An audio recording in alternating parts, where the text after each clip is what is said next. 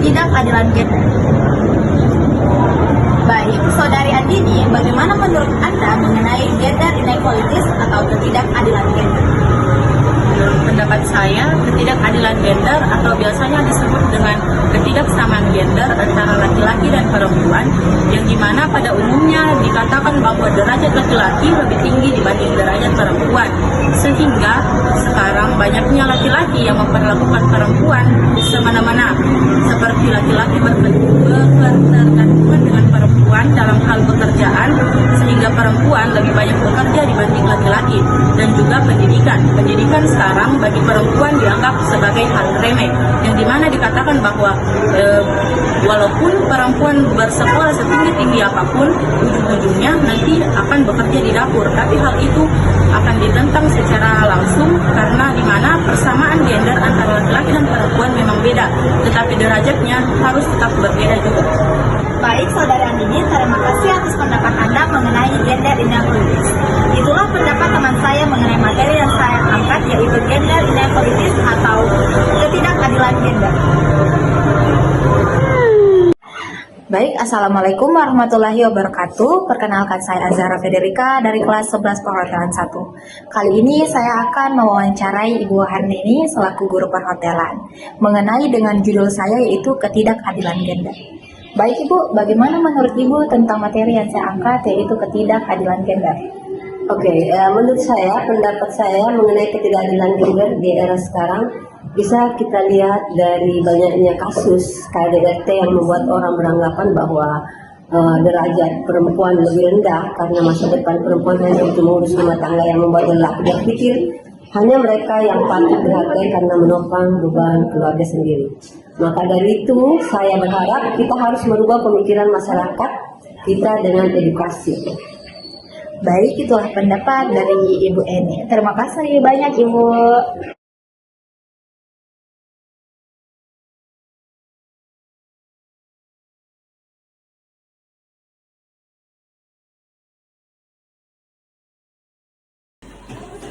Assalamualaikum warahmatullahi wabarakatuh. Perkenalkan, nama saya Azhara Federika dari kelas 11 perhotelan 1. Baik, kali ini saya akan mempresentasikan hasil kerja saya mengenai permasalahan gender inequalities terkait pemikiran masyarakat yang marginalisasi.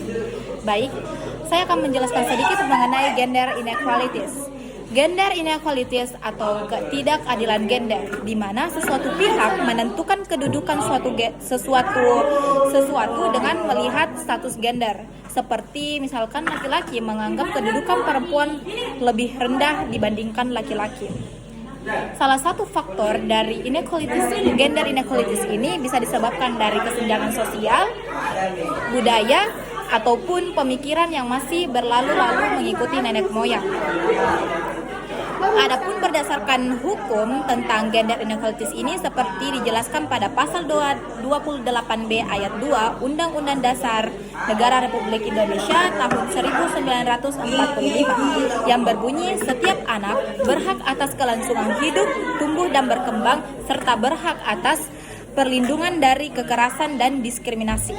Yang kedua, pasal 28D ayat 1 Undang-Undang Dasar Negara Republik Indonesia tahun 1945 yang berbunyi setiap orang berhak atas pengakuan, jaminan, perlindungan, dan kepastian hukum yang adil serta perlakuan yang sama di hadapan hukum. Adapun pendapat ahli mengenai gender inequalities ini seperti Prof.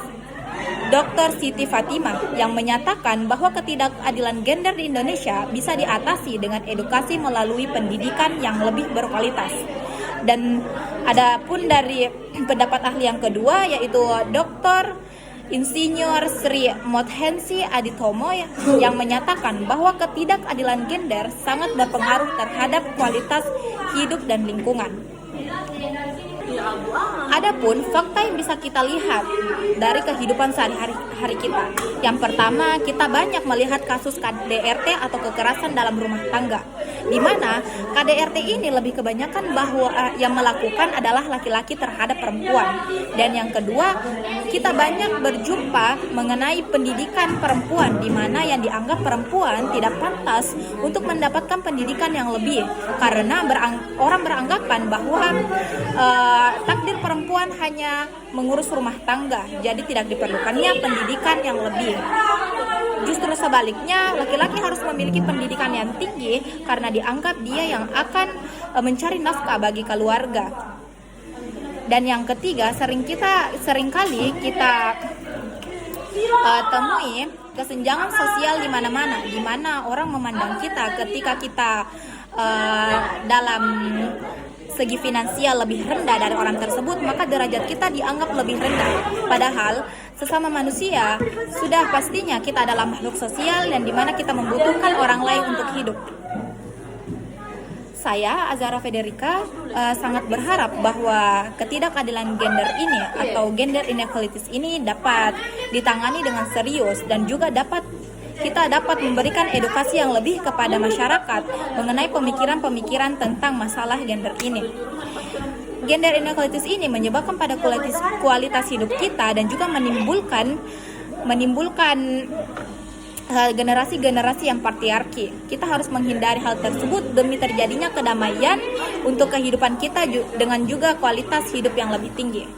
Solusi yang dapat saya berikan berupa pendidikan yang lebih berkualitas dan merata, kebijakan dan peraturan yang lebih tegas, memperdaya perempuan, pengawasan dan penindakan yang tegas, meningkatkan partisipasi masyarakat untuk edukasi.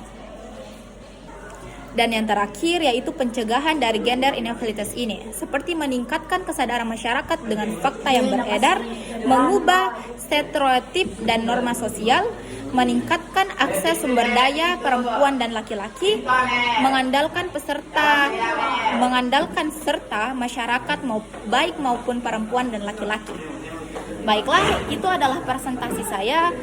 Kurang dan lebihnya mohon dimaafkan. Wassalamualaikum warahmatullahi wabarakatuh.